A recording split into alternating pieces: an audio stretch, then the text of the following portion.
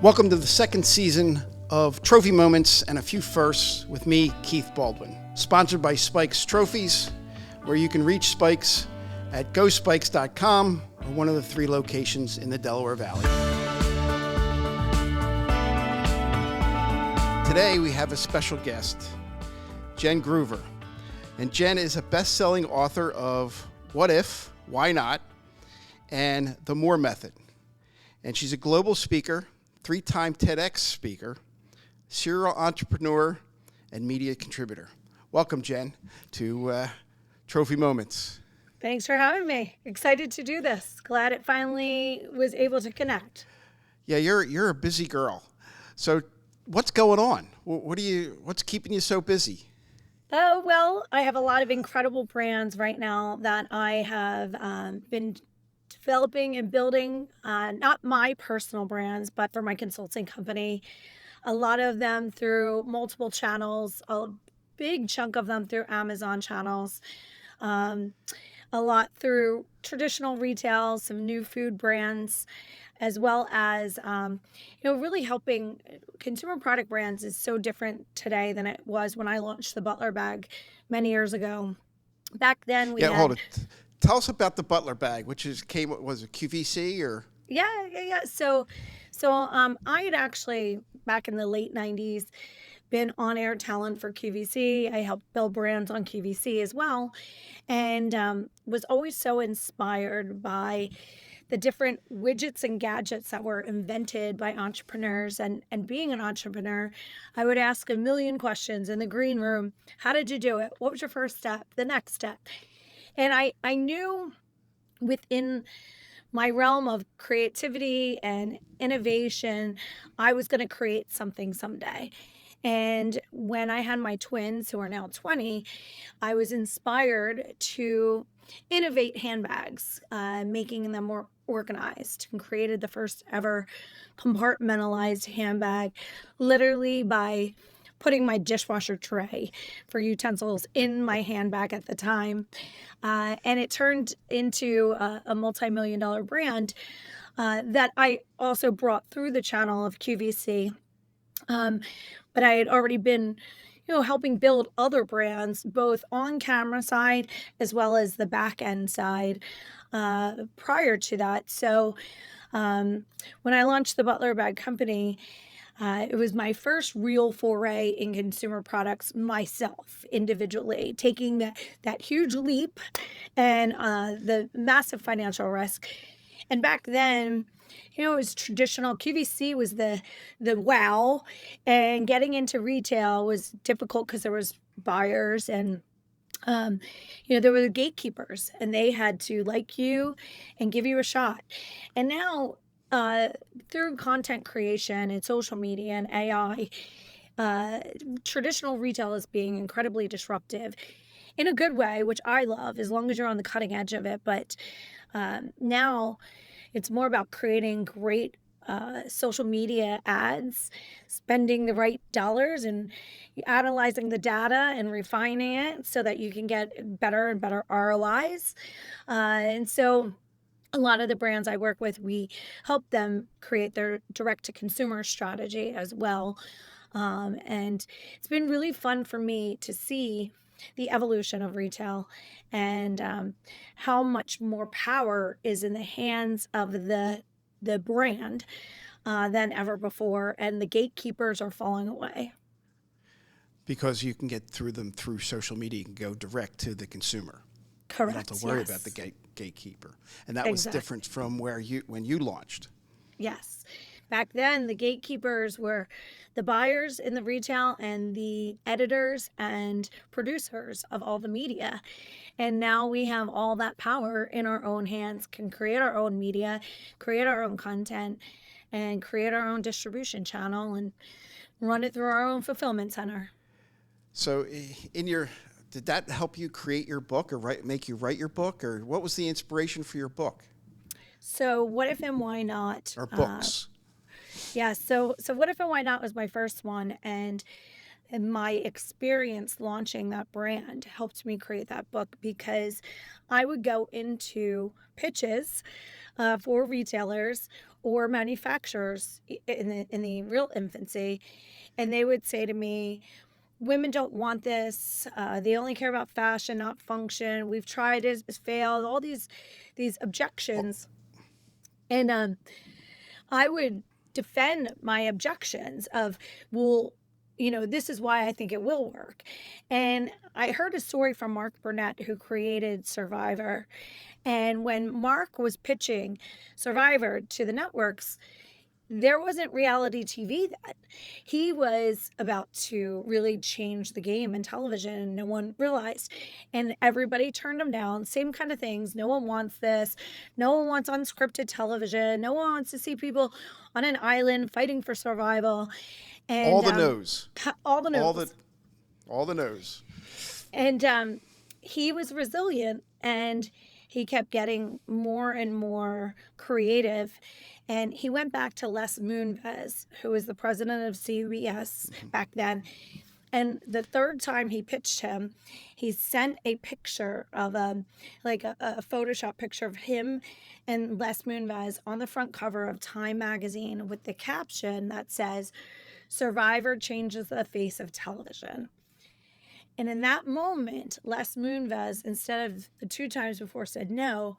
He could see the possibility of what if it does change the face of television, and what if my competitors say yes and I say no.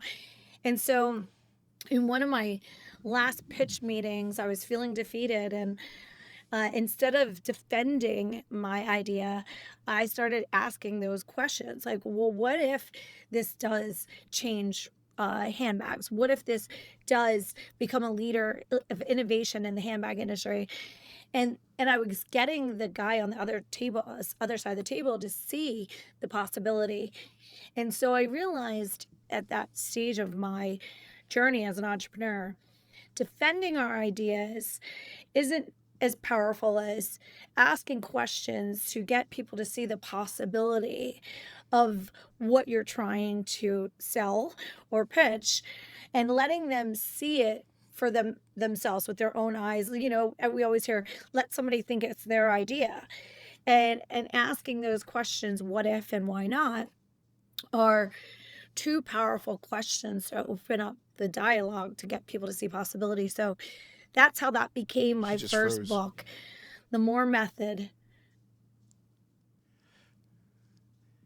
So that's how that became my first book, The More Method.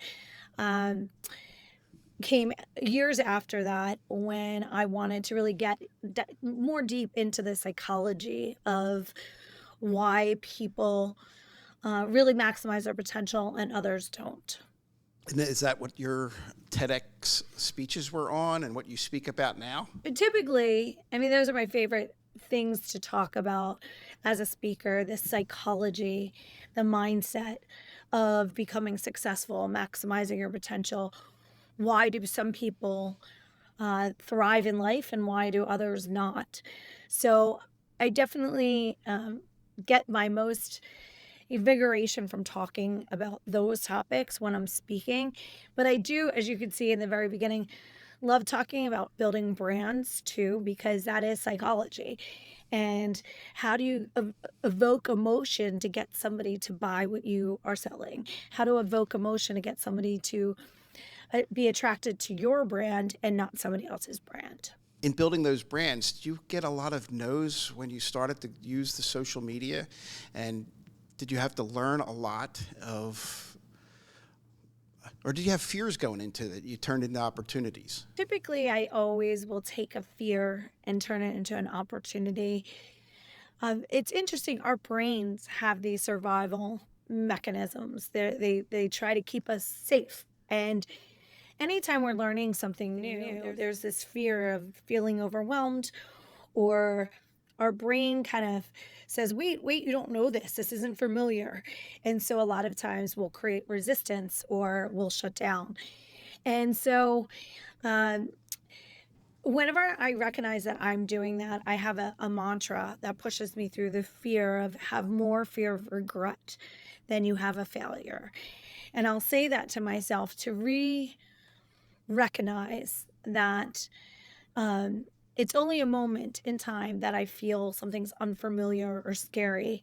And once I learn it and get over that hump of your brain learning something new, the growth that happens in that is amazing. But um, it just opens up new floodgates of ways of doing business and opportunities. So I never had fear. It's just tedious. And I don't love, as a big picture thinker, I don't love tedious things. So, so um, I have learned to surround myself by the people who like the tedious things and are good at the tedious things and sitting behind the computer and analyzing data and A B testing and all that so that the ads work with the right algorithms. On this program, I interview a lot of successful people, and a lot of them have the same exact viewpoint. They find things that they don't like to do and find things that they do like to do and gravitate towards what they like to do and work on that and have other people do the things that they're not good at or they don't like to do.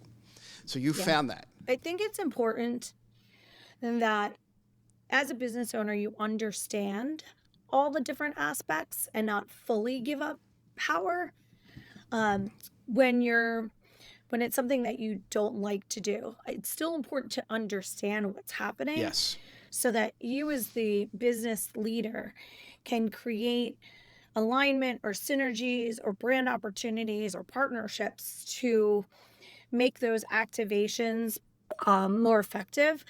But um, delegating is really important. And I think a lot of times entrepreneurs feel weak if they're not good at everything. And they feel vulnerable if they're not good at everything. But the reality is, we can't be good at everything. So I think it's very empowering at this stage of my career to say, here's what I'm really good at.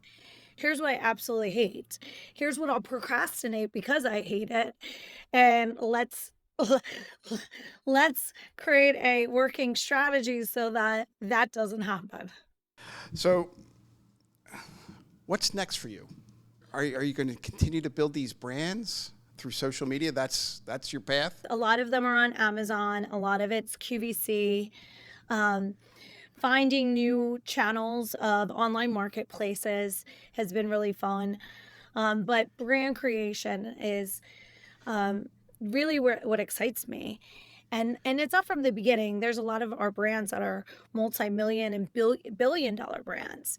And for them, it's not creating something, but it's accelerating their success. It's monetizing even further than where they already are. And so I love it because it's solving puzzles and solving people's problems all day, every day. And after my daughters went to college, I had a lot more time to dig into these, not just my own brands, but to dig into other people's brands.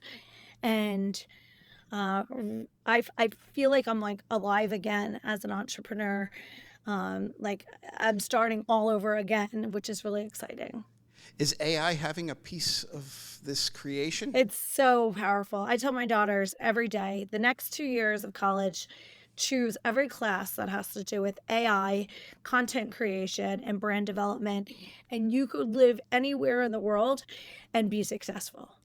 What do you see? Or what are you experiencing with the brands you're building with AI tools? Some people it's scary for because it will eliminate certain roles. I still believe But in but one it'll of the other. build roles too, right? Exactly. Like, well, the other thing I said to my kids to study is data science and psychology.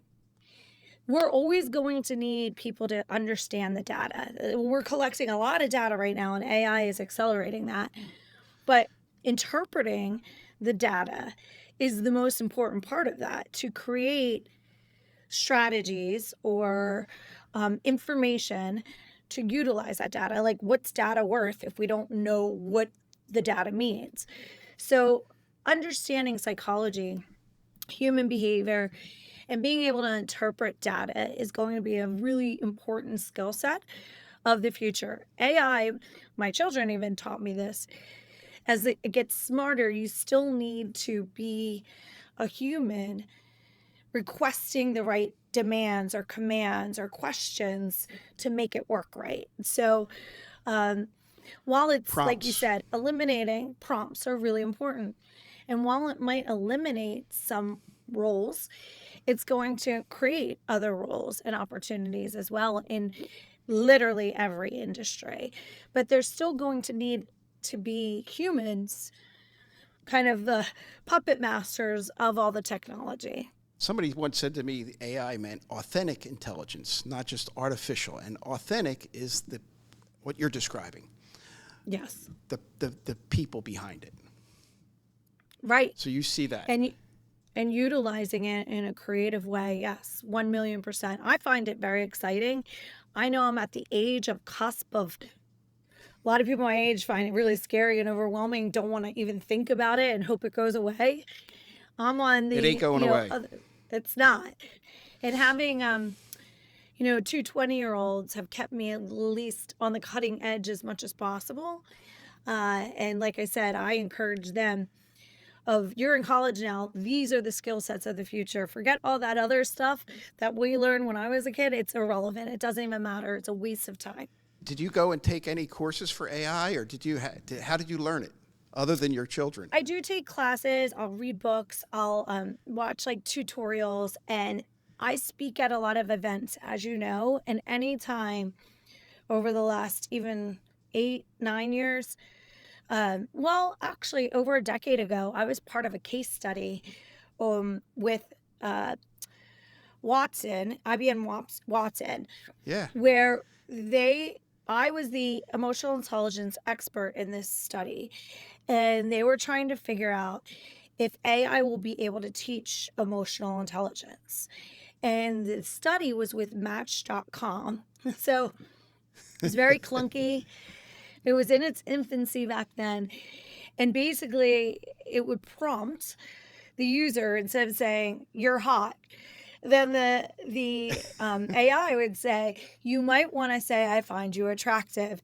You might want to say," and it would prompt better behavior, more emotionally intelligent behavior. And then one of the other companies that I've been on the board of, a company called Life Brand, is all AI Yep. around social media. So staying in these relevant conversations, and every time, like I mentioned, I go to an event as a speaker, I also see myself as a student with amazing opportunity to learn. And I sit in all of those courses because if they're there speaking too, they're experts on that topic or those topic bases. And so why not learn while I'm there and connect with the thought leaders in those industries? So that's what I commit to doing too, to stay on the cutting edge of insight, knowledge, and trends. So you still have a lot of speaking engagements that you do besides building these brands. It slows down a bit in the summer. Well, in June and That's July. how I It was able to does. get you. You Yes. are all over the place. You're not easy to track down. Yes, it starts up again in August. A lot of not internet marketing, network marketing companies have their conferences in August. A lot of insurance conferences, financial planning, they all start again in August. So I get busy again August through beginning November, then slow in speaking anyway, December and January, then pick back up February through May. So I'm going to cut into what this podcast is about, which is trophy moments in a few firsts. You've done so much.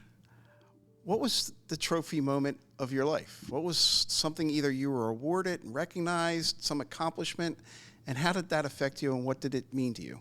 It wasn't necessarily an award I got, but it was an award to me in my own mind and self-confidence.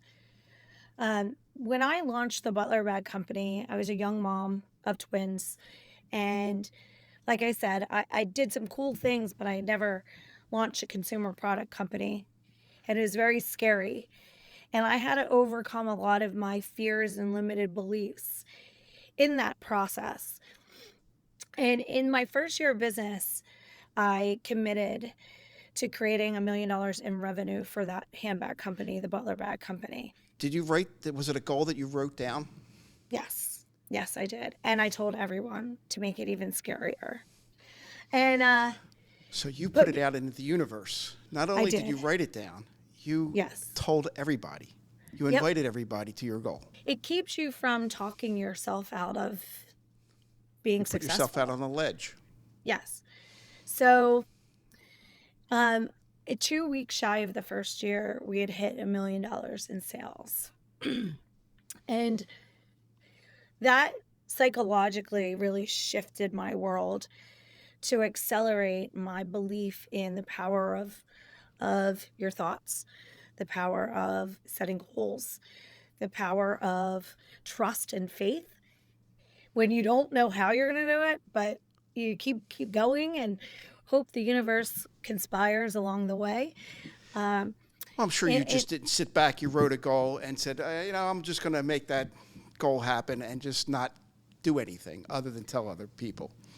You yeah, no, worked your ass action, off, I'm sure. consistent action, momentum. There's a lot in that word momentum, energy and motion, emotion. Momentum and emotion, energy and motion are critical to success. Taking action every day and having momentum was a huge part of that formula. That's an awesome trophy moment. And Thank that's you. something that you've got. How many years ago was that? That was back in 2007. I launched the company in 2006. That was in 2007. And then the next year we 10x'd it. That was my Through goal to through 10x. QVC Yes, well, licensing deals. licensing. I knocked myself off at every price point in every retail channel that I could possibly do before someone else did. Yeah, And then it's I sold it amazing. to Avon a few years later. Now, a first. What's something that you've always wanted to do, a first, that you haven't done yet?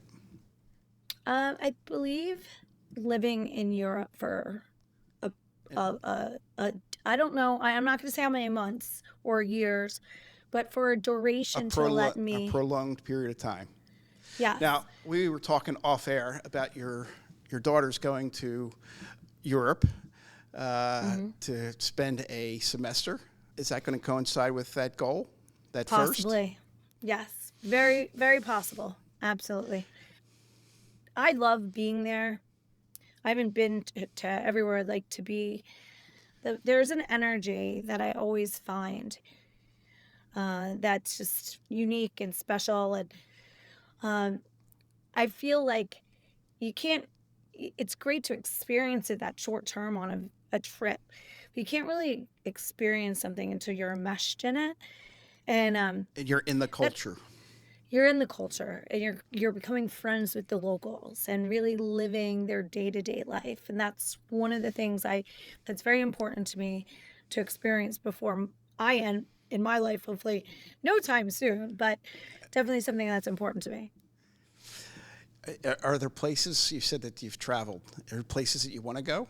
So I've been to Italy, Greece, Spain, Portugal, and then a lot of places in Asia too. But I really kind of want to be like, I joke, but when you're a kid back in the day, people would backpack, right? And they'd Yep. bounce around through Europe. I want to do that on an upscale level, like little bit more comfortable than hostels, Yes. but with that same sense of adventure of, just really seeing most of Europe. So how can we get a hold of you, my audience, if they want to have you speak or engage with you and they've got a brand? How do they reach Jen Groover? I'm very active on social media. So Instagram, LinkedIn, Facebook, not as much TikTok yet. But when anyone wants to reach out to me, that they can get in touch with me that way. Sometimes people still send emails. Really, it's better to get into my inbox on social than it actually is emails. Email is becoming an antiquated thing as well. Really, you're not using email as much? I like text so much better. Text. Yeah. Yeah. And it's funny going back to all the brands that I work with, we've moved a lot of their communication platforms to text platforms only now, because email really is becoming antiquated. A lot of people don't have it pushed onto their phones anymore. Sometimes people Really? created strategies where they look at it once a day or once a week, and um, yeah, it's just a better means of communication to go through text or the instant IMs. Jen, thank you very much for taking the time.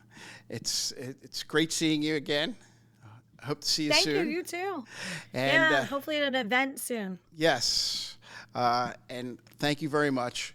And if you want to reach Jen Groover, you can reach out on her social media and send her an IM.